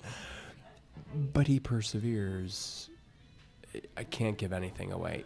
I don't even know how to describe this book or what. It just makes you feel. It's a little life. Life is so big and it's so little. It's intense. It is an intense book, and I have suggested it to a lot of people. I guess I have a hard copy. I know I have it digitally. I was going to say I'll hand it over to you. I think we have a hard copy somewhere at home. I'm definitely going to have to read this. I'm also reading The Art of Fielding right now, which I'm really enjoying. It's in my bag. The Art of Fielding. What is that? I picked it up at a thrift store in Nantucket this summer. I think it was one of those bestsellers. I don't even... It kind of reminds me of John Irving in a way. I don't know why. Sorry, Chad, what's his face, the author of this, if you didn't like that comparison. But I don't know, it's just taking me on this trip. You're just learning little bits about every character. Each character's getting their time in the spotlight, and you know it's all going to come together. I'm a little over halfway through, so I'm actually I'm a slow reader. I get made fun of a lot about how slow I am, but I think it's because I kind of, if I'm not interested, I will set it down until I'm interested again. Now I'm at the point where I can't wait till we're done with this interview so I can read this book. You're like so hyped about it. Do you read more than one book at a time, or is it just one? Sometimes. And I think I had maybe a form of dyslexia or an eye muscle dysfunction, so I am literally a slow reader. I don't have as much where I wear bifocals now, so I think it helps. But I used to read lines over and over again, which I think is a sign of, I think it's eye muscle stuff. Anyway, it takes me a long time to read. My husband reads light years fast, and then we'll discuss a book, and I'm like, you don't even remember because you read that so fast. He'll be like, I'm going to go back and read that chapter. Where sometimes I'll study just because I do read slowly, I'll really read it slowly and study that phrase, paragraph, chapter. Yeah. Do you have a favorite failure? In other words, who says I've ever failed? Oh, you're right. Never mind. Next question. I'm kidding. I have no idea. Yeah, I don't know. Or even something that kind Does it sound stupid to say I guess that every failure is probably an opportunity? I mean, I guess that's how I feel. Profound. Well, because I just can't. I mean, what would failure? I would probably have to dig back, but it would take some therapy. A failure would probably be when I treated someone less than I knew I should be treating them. That would be, if I could find those specifics, but I don't want to because then I have to say their names or whatever. But those would be the failures that I wouldn't be proud of. Yeah, so I'd say I'm sure there's some amends that I need to make with a few people in my life. Yeah. Not many, I don't think. I might get a couple phone calls saying, yeah, you do. You owe me. They're going to hear it and they're going to be like, actually, we need to discuss 1994. Yeah. Now, do you have regrets? No. Okay. It's always interesting because some people do, some people don't. I try not to. Yeah. I don't think they do anything for you. Yeah, I don't think they do much, but I guess the what ifs, and I don't mean if you can look at them as what ifs to spark you. Like, I think now where I am, I'm like, what actually? I know there's something new coming, and I don't know if it's exactly in theater. It might be, or another part of the arts, or in the world of theater, but it might be opening an inn or having a small business of some sort. I guess the what if, or it wouldn't be a regret, is what if I had taken a business class? What if I had gone that route? Yeah. I don't know. I thought I was going to be a photographer when I was young, and kind of studied that. That didn't happen. But then I was... Was that high school? Yeah. It was high school. It was in high school. I was doing the theater thing, but I was like, wanted to be a photographer. I wanted to be a physical therapist because my mom was a physical therapist, but I also kind of worked at the department, the gym with her sometimes. So I thought that was cool, and I liked it. Caregiving. Yeah, I don't know. No, I don't really have any big regrets today. Do you have a best or most worthwhile investment, being time, money, skill set?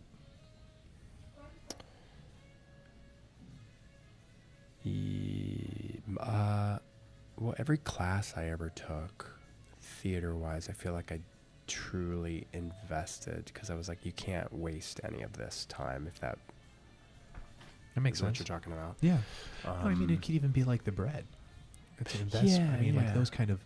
I know it's not getting me anything but a loaf of bread, but I do, yes, I really am enjoying it's a that. fulfillment. Like, I started writing letters. Like, I love what you were talking about, writing thank you notes, writing letters. It's old-timey. People don't do it. Right. I get a lot. I think that's a great investment I've made in my life, because I've invested in stationery. Sure. Not like fancy paper, but like, nice envelopes. Yeah. And it's, so... Well, yeah, you know what? To me, even I can remember as far back as high school, there is something that I know is in my life about building things. I love building things. So to me, if I was struggling in high school, learning the craft of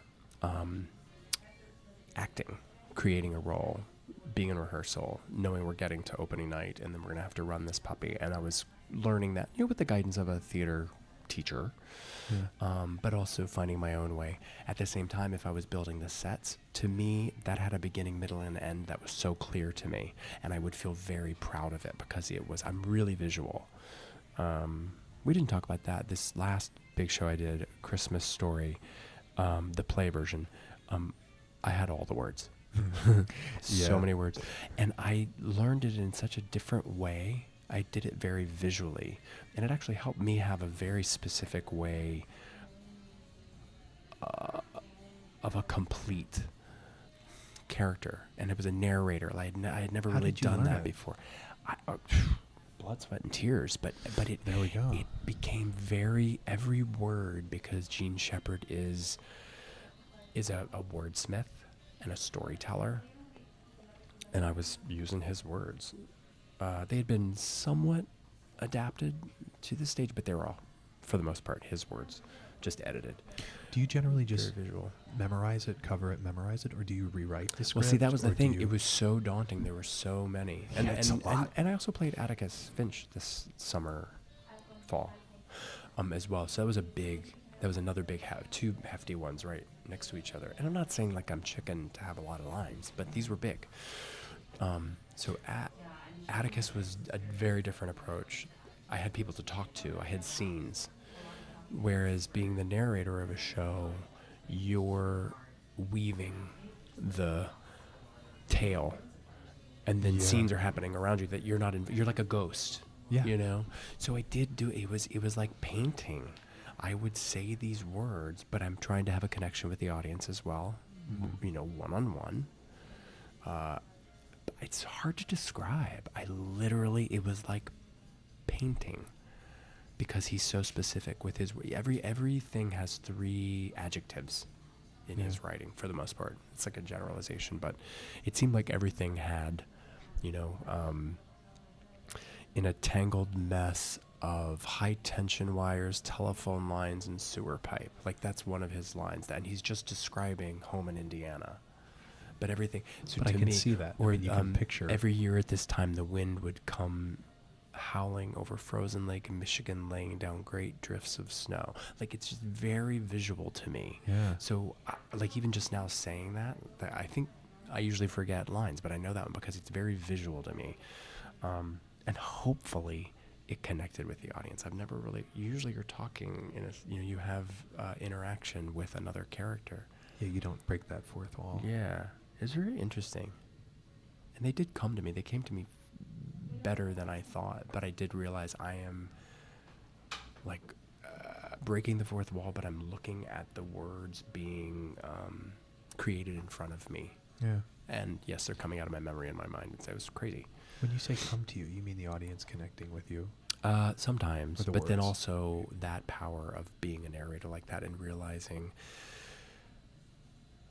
with so much material, if the audience, if you let them laugh at every single one bit of humor, we'll never get there. It won't have a flow. There's a rhythm to him as well. So you have to let this sort of natural wave happen of them enjoying it and able to listen to the next bit, enjoying that and able to listen to the next bit. Yeah. Versus, I love comedy, but it wasn't like that. It's a very funny play. Yeah. But the narrator can't. We'd be there all night. Yeah, it would be. He's got a big picture to paint.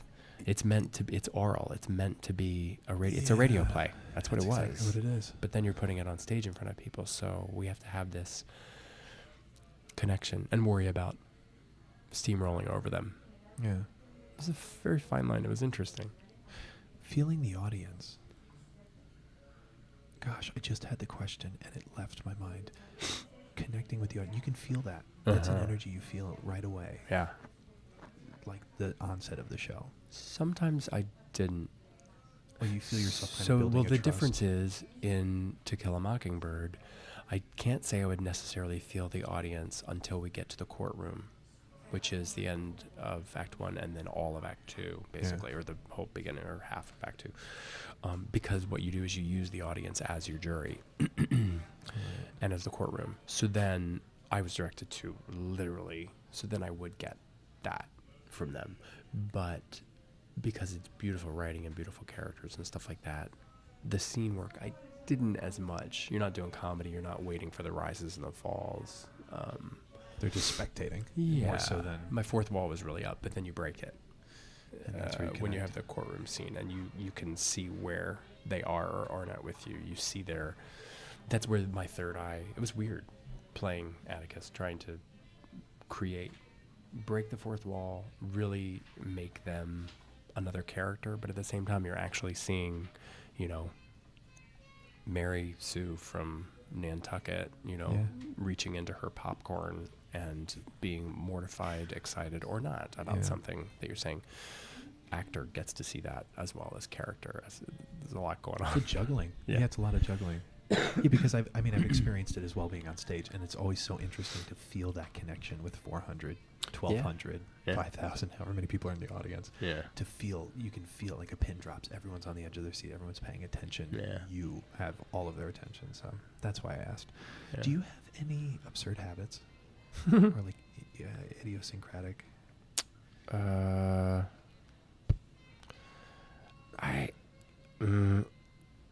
a cleaner. That's not a bad one. Well, no, it's like it's like, and even more so now. Whenever if I get onto the ship, I clean the living bejesus out of my room. Even if I'm going into a very clean situation at a actor housing somewhere, I will clean my room. Yeah. I need to make it my own. I nest. So I know I do that. I'm making it my own. I'm marking my territory, setting it up how I need it to be. Yeah. My friend Ann Tolpagan taught me this on the road. I don't really do it, but when we were on the road with Mamma Mia, she immediately would walk into the hotel room, remove all of those table cards, put them in the drawer, and then she would rearrange the furniture to suit herself. Like make the side table a desk with a lamp and move this chair over there. And it was just like making it your own, even if you're only there for 3 days or whatever it is. Makes a big I difference. never really asked her if she put the stuff back. We used to room together a lot. Did we put the stuff back? I don't know. I'm sure we tipped a lot. You just leave him money. Yeah. Okay. Do you, what was my next question? In the last 5 years, is there a new belief or behavior that's most improved your life? Yeah, I think there's a whole lot more going on with letting it roll, like ducks back, letting things just go. What's worth where I think I'm learning to stand up for certain things much more, things that I believe in, at the same time knowing when to let something just go away. Where to focus energy? Yeah. It's the very first thing we talked about. Am I really into this? Is it worth, faking it until you make it? I do believe in faking it until you make it, if you gotta, you know. But also not wasting energy on energy draining. Yeah, on energy draining stuff. Yeah. And I have found myself separating myself more, if it means walking around the corner, to separate yourself from an instance that is toxic, a person or Situation. an event, unless somebody is being harmed and I should step in, unless there's something I need to do, but I can walk the other way. I had a conversation with Nikia about that the other day. When you see crazy stuff on the train, for instance, because sometimes I feel like, as a 6'1" dude, I should somehow, help people. Yeah. But then there's also like deciding, if you're going to get hurt, what is I don't know. It's a separate podcast. Well, there's on the train here, and it was one of those things. I have the love-hate with the Facebook, and I read 2 posts, but I think I tend to look at what friend, true friend, posted it, and I read it, and it was this quick little snippet about a beautiful thing. A young pregnant mother of like an 18-month-old recently, I think it was recent, who knows, timeline, because it's the internet, but was in the airport in LA. Her 18-month-old or whatever was literally having an absolute breakdown beyond belief. And finally, the mother, who could not control this child, sat down and started crying. Like she was pregnant herself. Could not control this child.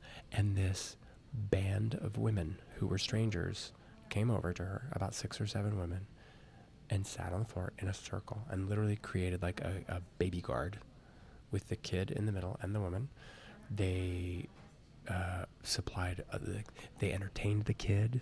They calmed the woman, and the child got like a snack. One of the women like peeled an orange that she happened to have in her bag. One woman had a bottle of water. She gave it to the woman who was crying. And these women never spoke to each other. They just did these things. One sang a song. They circled around like little wagons. It's like it takes a village, and it takes women. And these women just did it instinctively. They got the woman with the kid calm to her gate. She got on the airplane, and the women dispersed and just went back to their seats. And then it was over. Wow. And I was like, oh, that's really kind of cool. It's like a slice of humanity. Yeah, right. Totally. In an airport, which you don't get a lot of that. And you just think about how many people are like, Jesus, don't let me sit next to that child on the plane. And that's just all found it's an about. outlet. Now I got to move. And instead, these women just they helped. this need happens. Oh, my ovaries flip when I hear babies crying. And I don't even have them. It's crazy. I can't believe a millisecond passed of me not registering that. And that's you bring up a really interesting point about how much we can feel for each other. I sense so much on the train. There's like 72 seats in the C train cars. 72 or 75? No, 72 seats. I counted one night. I was taking the train home at 4 a.m. I counted the seats. I didn't want to fall asleep. Do you have any strange eccentricities that you do? Do you count train cars? How many people know there's 72 seats on the C train? And the old ones, the old with the 4 sets of... Anyway, before I digress, you can sense things with people on the train or in the street. Yeah. You can, because we're human... I have this belief, and I've heard it from Oprah, without being too many hashtags, that we're spiritual beings having a human experience. And since I believe that now, I see people I don't personally know in a completely different way. Traveling around the world has done that to me as well. Not so close-minded, not so in your little own box of, Yeah. So I love that story. Well, it's so easy. We live in New York. It's so easy to walk and not actually see people. But if you actually make the effort to see people, I was doing that on the way over here. And I was like, man, There are really attractive people. Humans are Beautiful. beautiful, even the ones that are frowning. And I'm smiling, and then sometimes they'll look up and then they change right in front of you Instantly. because you actually saw them. And I mean, my God, how many times do I really walk down the street and do not see? Because you just head down, get where you need to go, and you've just missed a lot that's going on. That can, it goes back to college acting class. Observation, Being present, being in the moment, being present, seeing. and observe and learn from that. Character studies, all of that stuff. I'm not saying that's what I was doing, but you also just makes your walk a little bit nicer. You feel better. You'd be surprised how many people will share a smile with you. Yeah. If you Yep. see them, not just look. You Yep. see. Which goes back to having a good time in Paris, being able to travel the world and have Yeah. conversations with people you're not even speaking the same language. Yeah. You know. What's a common, or maybe most common piece of incorrect advice that you hear in your field? Are there any? Wow.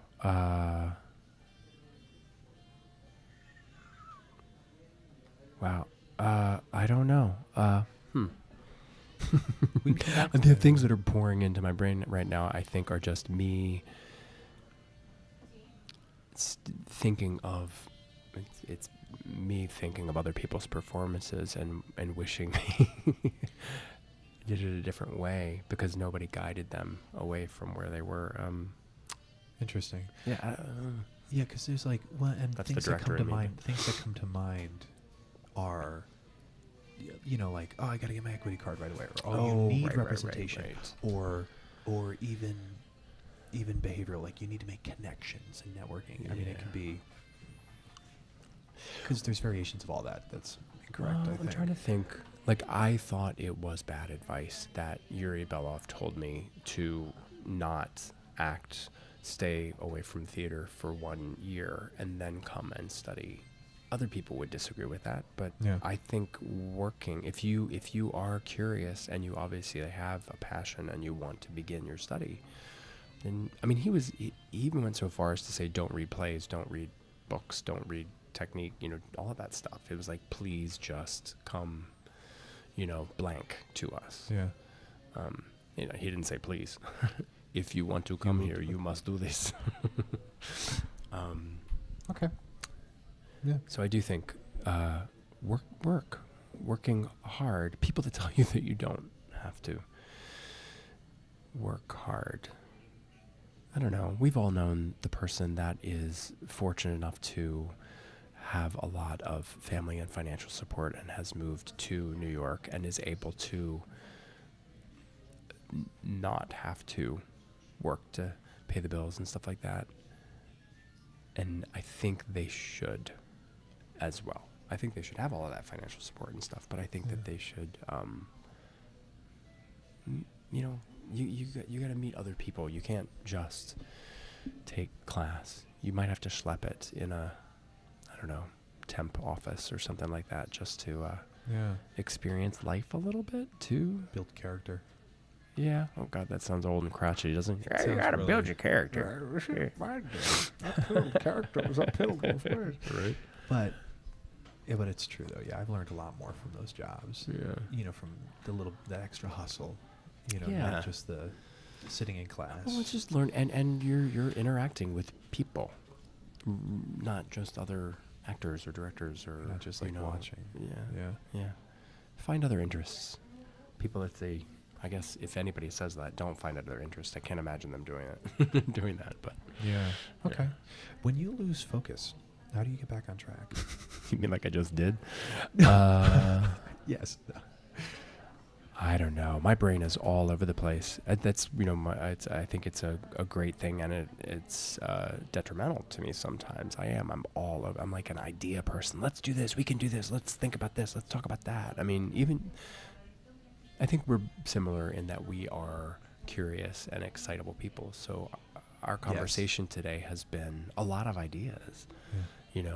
We don't exactly know where they'll go yet. I don't know. Possibility. The possibilities I know. are endless. Do you have a text you refer to daily, or like a mantra or anything? Is there any like No. I mean, just curious. No, not really. Be nice.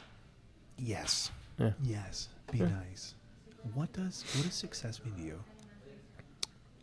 Working, I think, is really it. And when I realize that I don't have something on the horizon, and I mean, fortunately, I have a partner who has a normaler job. We both need to work, but now I don't have to hustle as much. But even when I'm not performing, I'll get another job because we can always use that. Yeah. Thus the decorative art work, the decorative painting so work, cool. or me picking up a handyman job for friends. I mean, I get a lot of calls. I do work in my building for people. I've done a lot of painting for people, and I enjoy it. It's that thing about of knowing there's a project. It may seem looming and daunting, but there's this beginning, middle, which is the hard work, and the end, and then I see it done. That's my sort of OCD. I love to see a finished project. Like planning, setting up, doing a full kitchen renovation, and then finishing it. Mind you, my cast in Mamma Mia hated me talking about it every day, constantly. That's for you, David Beach. But the just that completion, because when we finish a play, it's so like it's in the air. Did it finish? Is it done? Are we done? It's a you know, have that dream a week later about forgetting or whatever. Yeah, it just doesn't seem, the audience left. I guess it's done because nobody's coming back, but it's so ethereal. Whereas I really do like a nice crisp end and a product. And a product. I love a product, and I love building things. Completely agreed. I really love the feeling of when I complete something, it's there. Like you can see it. It's not going anywhere. Yeah. And that's also the and enjoyment. it's either for you or it's to give or to sell or whatever that is. That satisfaction. But it doesn't just go. Yeah. Although that's kind of cool too. So it's a best of both worlds. Do you have a burnout/wake up call story? One that maybe stands out in your mind. You don't have to share the specifics of it. Maybe things that came like a lesson learned from it, or something that came to you as a result of that. Oh gosh. If not, this is a separate question. Is there a time when you felt fear, and how did you deal with that?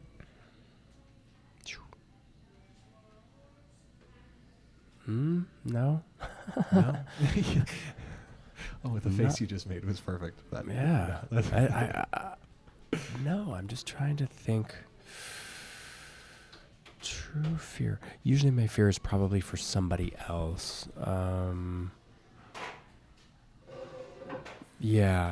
I think I'm probably a bit of a Boy Scout in that way. Like true worry. I did freak myself out doing a project. I was doing like a home renovation, and I chopped off the end of my finger with the window, but that was more shock. Like that, it's just something that comes to mind. It's very strange. And I had to run myself to the emergency room, screaming at a livery driver because he wouldn't pick me up because I had a bloody towel around my hand. And I was like, "Fuck yeah, pick me up!"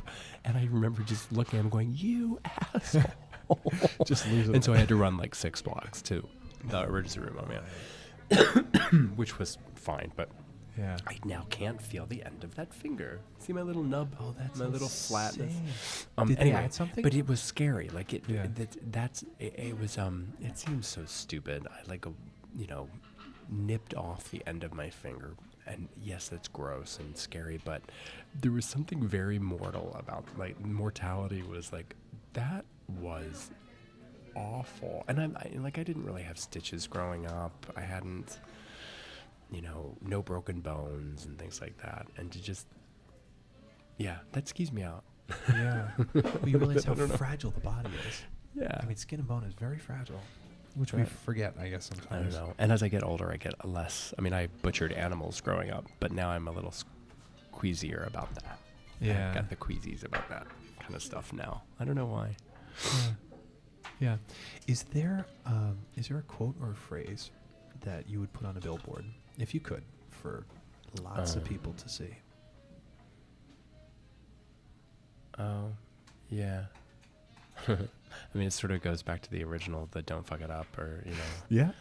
But that encompasses bigger things. I think it would just choose kindness, choose that first. Yeah. You know. I do. Yeah. I see that. You know. Because Try it. it's Try it. easy. It may not work, It's but just try it for just a second. give it a second. Yeah. And that goes back to gratitude too. Yeah, When you realize yeah, how yeah. much you already have. It's so much easier to give Yeah. a smile. Just give it a second. It ain't always gonna fly, but it's certainly a much better choice. Oh, I love that. Now, there was a fun fact here that I had to write down when you sent it to me. It came to my mind that when you were a kid, you memorized Rapper's Delight. Hip hop, hibbity hibbity hip hip hop, and you don't stop. Work it out, baby, bump it to the boogie, the bang bang, the boogie, the boogie, the beat. Yes. I was literally going to ask you if you remembered it still, and you just did it. Some of it, I can remember. I can't. Maybe it was Larry. Did you work with Larry? No. Lawrence, Australian. Can't remember his last name. Creeley. Sorry, Larry. He was on The Dream. Yeah. But I think I remembered like just starting that, and he knew it too. And he was like, "What are you doing, old man? Why do you know that, old white man? What's going on?" But I was obsessed with it. Like I had a turntable because that's what we had. Yes, you did. I mean, in my room, that was what I had, and I had totally had like Donna Summer 45s. I had and listened to it religiously. The soundtrack from Star Wars. So I was listening to John Williams Orchestra, and then Rapper's Delight, and then Gilda Radner's comedy album with Let's Talk Dirty to the Animals. Yeah. So, yeah, I still don't quite understand. I guess my parents were just like, well, he's listening to that. They just hear it. You know, they're like hearing Gilda Radner say, "Fuck you, Mr. Bunny." Shit, Mr. Bear. Coming from my room, and I'm just screaming it out. I just thought it was funny. I'm sure I was learning comedy Yeah. in some way or In fashion. some way. Wow. Eclectic music choices. And then all this Southern rock, because my sister had all of that stuff blaring in her room, and I would listen to all that stuff. So all the much good stuff. culture. So much, right? Culture. Not really. We weren't, but that was That's incredible. my stuff. Yeah. Timothy, thank you for doing this, man. Thanks, Clay. This Thank you is for incredible. doing this. If it, who knows what it means? I know, I love it. I just love it. Like, this is stuff you never get to talk about. This is true. And now people on the subway or going about their day can hear about it all. So I Yeah. love it. And thank you It's for doing this. Extended cocktail party talk. It really is. But Like real talk. Real. Not Real just talk. That general, Absolutely. Out with the kids. Tell me about Johnny and the Trumpet. Right. Or whatever. Yeah. I don't know what accent that was. Is there anything you want to leave? Any parting thoughts or things that come to mind for any of the listeners? Sounds way too sage. It's very sage. That's exactly what it is. No, I thank you. That's I great. think that's what I want to leave it with is thank you. Can we find you anywhere? Like Instagram, Twitter, Facebook? Is there a follow That's how it button started. or- No. That's how it started. It is how it started. That I don't really have that stuff. No. My contact information is at the Union. Actors Equity has it. I would say my email 46th here, but Street, who knows what would happen with that? Yeah. Well, thank you for doing this. I really appreciate Thanks, it. man. It's good to see you again. Well, there you are. Another episode of Entertainment X. Guys, follow me at _EntertainmentX_ on Instagram. Also, I have a website, myinclination.com. And if you're listening to this podcast on iTunes, please rate and review it. Also on Stitcher and Google Play. Until next time, see you around.